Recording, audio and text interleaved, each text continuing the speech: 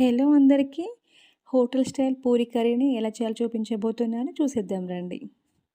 బంగాళదుంపని ఉడికించుకోవాలి. పైన ఉన్న పొట్టు ఊడి వచ్చేంత వరకు ఉడికించుకోవాలి. ఉడికినవి పక్కన పెట్టుకోవాలి. క్యారెట్, టమాటా, ఆనియన్, పచ్చిమిర్చి కట్ చేసుకోవాలి. ప్యాన్ పెట్టుకొని ఆయిల్ వేసుకొని ఆయిల్ హీటైన తర్వాత పోపు దినుసులు వేసుకోవాలి. కట్ చేసి పెట్టుకున్న ఆనియన్, పచ్చిమిర్చి వేసుకోవాలి. నెక్స్ట్ క్యారెట్ వేసుకోవాలి. ఆనియన్ ఎక్కువగా ఫ్రై అవ్వద్దు ఈ కర్రీకి. తర్వాత సాల్ట్ వేసుకోవాలి. నెక్స్ట్ అల్లం వెల్లుల్లి పేస్ట్ వేసుకోవాలి. పసుపు వేసుకోవాలి. పసుపు అంతటా కలిసేలా కలుపుకోవాలి. కట్ చేసి పెట్టుకున్న టమాటో ముక్కల్ని వేసుకోవాలి. మూత పెట్టి కొద్దిసేపు ఉడకనివ్వాలి. ముందుగా ఉడికించుకున్న ఆలు ముక్కల్ని ఇందులోకి వేసుకోవాలి.